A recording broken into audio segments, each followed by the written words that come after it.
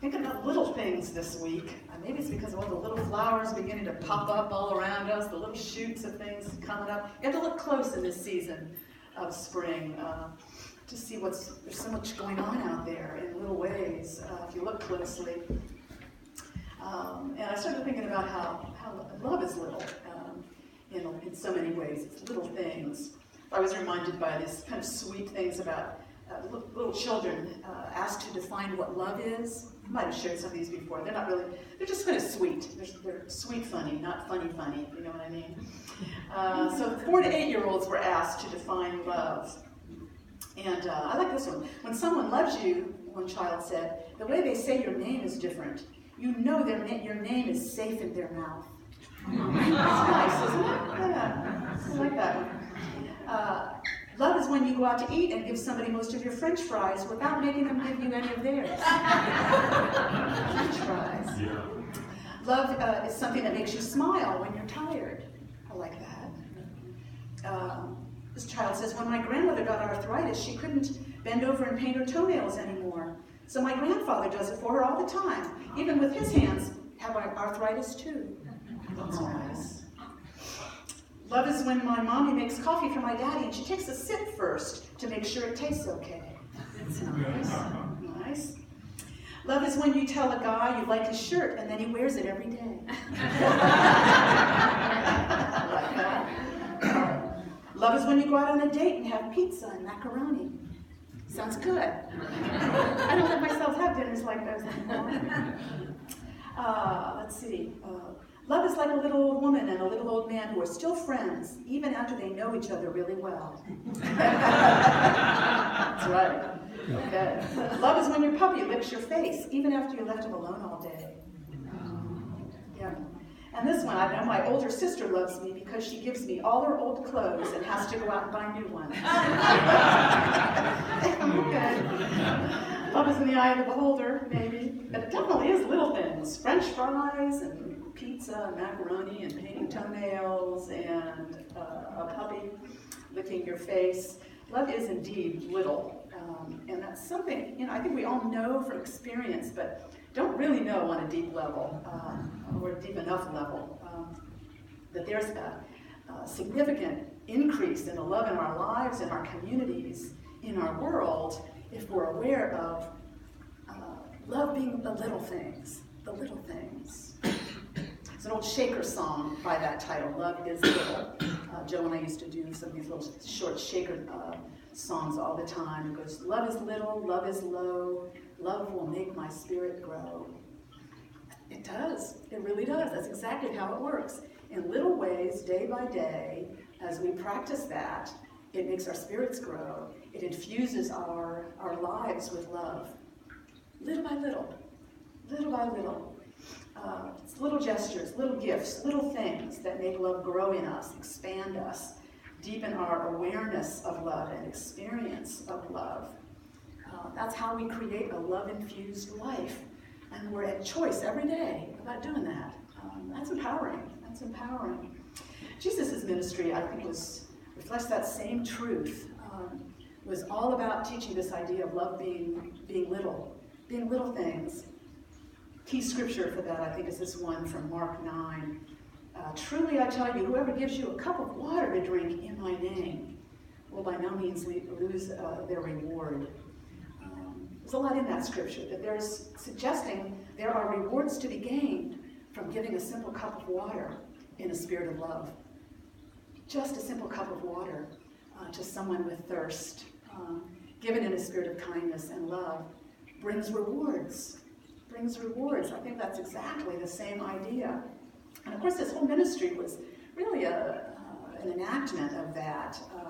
Little loving gifts and gestures, especially in seeing people who are otherwise invisible in your culture.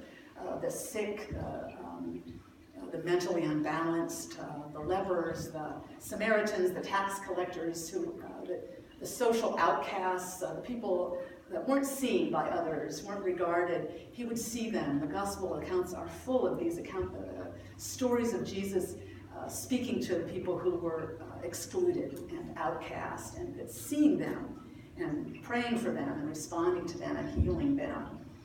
There's no more precious gift, probably, and it's a little thing we can give another, is to see them and to listen to them.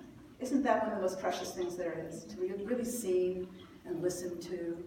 Thich Nhat Hanh has a lovely quote about that. He says, the most precious gift we can offer anyone is our attention. When our mindfulness embraces someone, they bloom like flowers. I like that. They bloom under our gaze of really seeing them. I think this is true in our daily lives all the time, this truth of how love grows in us and expands us through little things. In every aspect of our lives, in every dimension of our lives, in our personal lives, in our communal lives, in our lives in nature, our connection with nature. In personal relationships, it's certainly always the little things. Can't you think of right offhand, a dozen little things that have been done for you or that you've done for others that are really love in action in little ways, that deepen your experience of love, your awareness of it, kind words, paying attention, small things we do for one another. I was thinking back over my life, my growing up years, tracking those little things, and I was remembering really strongly my father, who was not good at communicating love in the usual ways, verbally or emotionally or things like that. But he had little habits, and he had one with me when I was growing up, that he knew I loved those little Hostess Twinkies. You know what I'm talking about? The little 2-pack of, I haven't let myself have one of those in decades. I'd probably still like it though. But he would always pick up one of those Twinkie packs for me when he did grocery shopping, which he took care of so that there wouldn't be any uncontrolled expenditures. He always took care of the grocery shopping for the household. And he watched expenses closely. There wasn't much junk food room in that budget, but he always would pick up one of those Twinkies for me. And getting home from the store, he said, "Got you some Twinkies." Now that's love in action, is it not? Little things like that. And I remember as I became a teenager, and I was getting to get a little pudgy in my teen years, and I really knew I didn't really need those Twinkies anymore, and really didn't want those Twinkies anymore, but I never said that. I always said, "Thanks," because it was really a way of saying I love you, and you don't say no to that.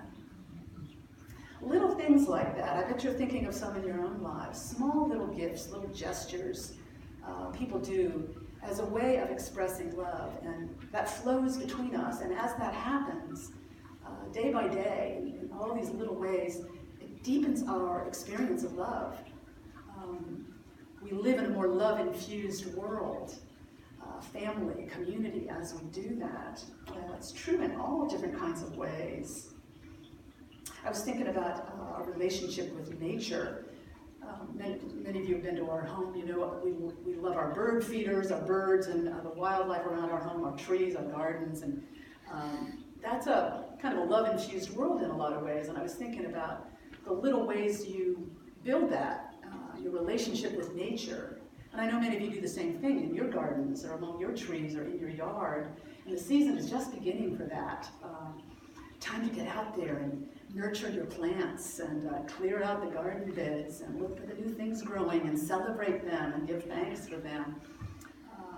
Something I did a couple of weeks ago was I've been doing some reading about robin nesting shelves in gardening catalogs, and I bought a couple online.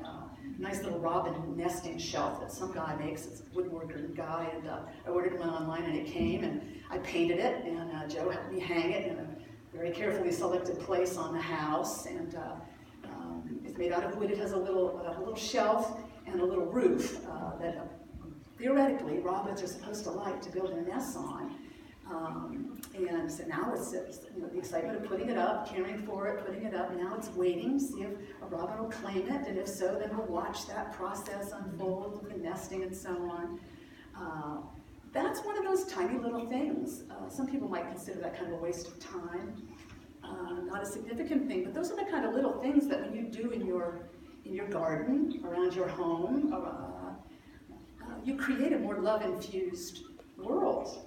The natural world. Add to that all the other little things you do, the bird feeders you put up, the hummingbird feeders that'll be going up in a few weeks, yes, around the end of April. And you tend those all through the season with fresh sugar water. As we do all these little things, just like in relationships with people, our relationship with the nature, the natural world we're a part of deepens. It's like a communication we have, and we're blessed back by the things we do. We're blessed in return, and it deepens our experience of love. We live in a more love-infused world in that way. It reminded me of, I know many of you might have caught it on online. There was a news story about a little girl in Seattle, I think, named Gabby Mans. She was 8 years old several years ago when these news stories came out about how she feeds the crows, and the crows bring her gifts. Any of you read the story? It's just delightful. She had started as a 4-year-old, she waiting for the school bus or something like that. She would be eating something, and she'd drop some of her food, and the crows would come around. And she started noticing the crows coming around. So then she started doing it on purpose, and putting some seed out on a couple of seed platforms at a certain time every day with her mother's encouragement and support. And the crows started coming quite regularly. And in no time at all, they started bringing little gifts in return. And they put them on the birdseed platform. And there was a write-up about her in local papers when she was like 8, and she has this big, like a bead tray with all these little things, with little bins, with all her little precious gifts from the crows in the little bins. And it would be like a gold bead, or one of her prized ones was like a plastic-shaped heart, or like a hinge from something, or, all kinds of little gifts, anything that would fit in the crow's beak, that they would bring in return. They come talk about a kind of a loving connection with nature going on. There's an article called "The Girl Who Gets Gifts from the Birds." She says to the interviewers, why do you think they bring you all these things? And she said, it's to show me how much they love me. Absolutely. Absolutely right. She has a relationship with them. She has a relationship with her natural world around her. They perceive that love. They perceive her attention to them and her regard, and they give it back. One of the most striking, her mom, Gabby's mom, was an avid photographer, and she lost her lens cover for her camera in an alley near the house when she was photographing an eagle overhead. Lost her lens cover for her camera. Later in the day, a crow put it on the seed platform. I think there's so much more possible in our connection with nature and our relationship with nature around us than we credit.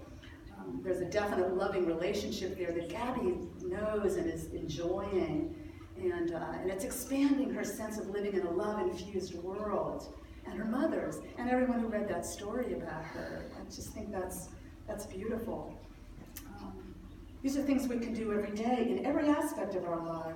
In our communities, I was thinking about how it's so often the little things, wherever we live, that make a city or a neighborhood feel like home and feel loving for us. Right out of college as a young woman, I lived in New York City for a year or two. I think I've shared stories of that before. Like a fish out of water in a lot of ways, from a small town in Ohio and a big in Manhattan, and walking dense city streets. But you move into any place, any apartment or something in New York City, and you start building a home there through the little things, the stops you make, like the place where you get something on the way to work in the morning, the market you shop at in the evening. I still remember them quite vividly. I remember on my way to work, I had a routine for a while. I'd get off the bus at a certain place, and I'd go into a little deli. Some Israeli guy ran it. And I ate bacon in those days. It's been many years. And I'd get a bacon and egg on a roll, and they'd holler in the back, "Bacon and egg on a roll!" I can still hear that. That was part of my morning. It was kind of a joyful thing every morning. I'd take my bacon and egg on a roll into work. That was how I started my day. Or there's places you gather at the coffee urns and get your coffee. And on the way home, there's a place where you stop at a carryout, for a candy bar or whatever it might be. And I remember the man who ran that had 2 well-trained Dobermans who would jump up on the counter on command just to show off for customers. Isn't this how we build a community, a sense of loving community? It's little things, little gifts, little smiles, little waves. We live on a short, dead-end street. Everybody's a waver. coming and going all day long. That's what we do. Doesn't seem like a big deal, but every little thing like that creates a sense of a more love-infused community. I saw another lovely little story it was on a CBS Sunday morning show, I guess, but it was about another little girl named Ruby Chitsey. Some of you might have seen some stories about her, an 11-year-old from Harrison, Arkansas. And she, her mother works as a nurse in several nursing homes in that area. She travels around between these nursing homes. And Ruby goes along with her mom pretty often when she's not in school and things like that.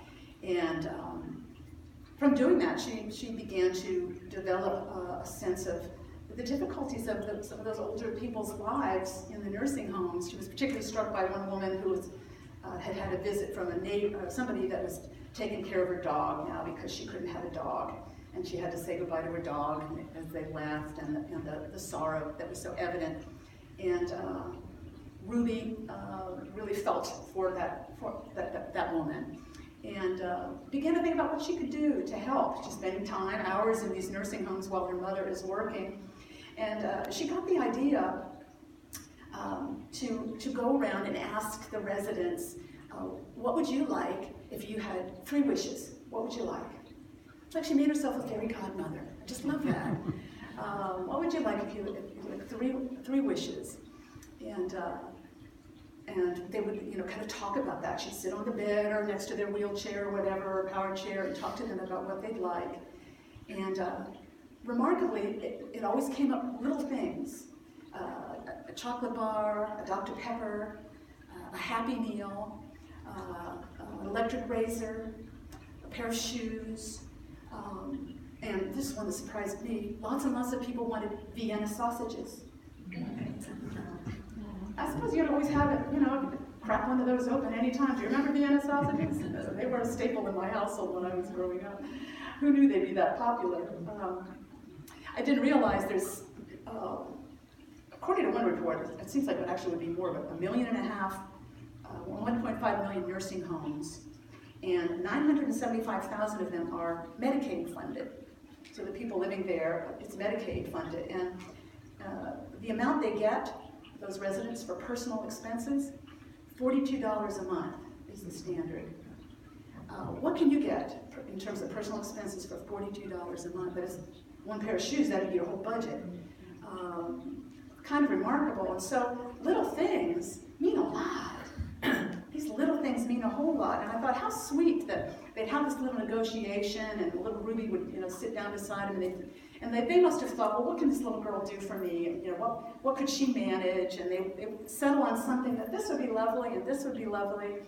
And little Ruby goes through these nursing homes. She does her shopping and goes through these nursing home hallways with the grocery cart, handing out her little gifts. The idea caught on.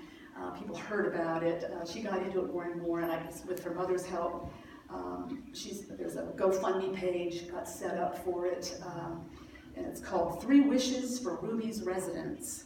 And today, the last thing I heard, she raised some $70,000. That'll go a long way if you're buying Vienna sausages. A long way. It's not like people were asking for cars, or trips to Europe. I think that's remarkable. And all the many hugs and smiles exchanged along with that conversation about 3 wishes and the presentation of them, I just think that's remarkable. All the gratitude, the love infusion in those nursing homes, in those communities, the greater sense of a love-infused world little Ruby moves around in, and her mother, and all those residents who are touched by that kindness, and all the people who read about that. It's amazing how such little things, a little idea like that, and such little gifts can transform our experience, can transform our communities, can transform our lives. So what's the guidance for us from that in our day-to-day lives, especially if we would like a richer experience of living in a loving community, in a love-infused world, and we want a richer experience of that? What can we do? I think the guidance from that it's really basic things. One is, do little things you love. Do things you love. If you love to garden, spend time in the garden, plant things, tend things, admire things. If you like birds, put out bird feeders. If you like to walk, if you like the trees, go for a walk in the forest. We need to give ourselves permission to do what we love. Because as we do that, we're nurturing those connections. Every little thing we do in our communication with that, in our activity of that, is a gift we're giving, and it comes back to us. Things we do for others come back to us. Things we do for nature come back to us, like the crows bringing back those gifts for little Gabby. You have to remember, I think, so often the worldly priorities that are coming at us from our culture are so often wrong. It's the little things that wind up being the big things, quite often, if you know what I mean. It's not the to-do items on that list I have on my desk. It's not the hours at work, or getting the promotions, or getting more money, or having the better possessions in some way. It winds up being the little things you shared, the little things you did for yourself, for your family, for friends. Those wind up being the biggest treasures, because they grow us. They deepen our experience of love in our lives. So do things you love. Second one is be alert for little ways you can bless others. And they're often very little things, like Ruby does, ways to bring more love into your life by sharing a little of it with others. After getting a teary hug from another grateful resident that Ruby had just given a lovely gift of oranges and watermelon to, Ruby said to the interviewer, she said, "It really lifts you. It really lifts you." And boy, it really does. And we've all had an experience of that. Anytime you gave something to someone, you offered, you smiled, you saw somebody who needed to be seen that day, you listened to somebody who really needed to be listened to, you shared a kind word, anything like that, it does lift us. It's always a mutual thing. It always comes back to us. Every hello, every card in the mail, every bowl of soup, or every cup of water, as Jesus said, given in a spirit of love, creates a more love-infused world we're moving around in that blesses us and blesses everyone else. And the third one, so we do things we love. We're alert for ways we can do little things for others. And the third one is that we need to feel the richness of that, feel the infusion of love that arises from that, soak it up. Sometimes we are just too distracted, or too hard-pressed, or too pushed, or too discouraged to let ourselves be uplifted by that. But we need to rest in that, and we need to really soak that up. If you're going for a walk, really soak it up. If you're in your garden, really soak it up. If you're having a moment with a friend or a dear one, rest in it for a moment and soak it up. What a joy it is to be able to be there for one another through these little ways. Because there really aren't any little ways in the final analysis. It all winds up being big stuff. This is how we grow ourselves in spirit and create a more love-infused world. So that's my affirmation for this week, if you want to join me in it. In little ways each day, I contribute to a love-infused world. Join me in that? In little ways each day, I contribute to a love-infused world. Like that idea. Let's take that into prayer for a moment. Feel that truth within. We are a choice every day. We have the capacity to do this moment by moment, day by day, to show up as a channel of love in little ways, offering a listening ear, a kind word, offering a small gift of encouragement, being present for one another. How grateful we are to have the opportunity to be channels of God's great love in ways big and small. Thank you, God, for your unfailing presence with us. So it is. Amen.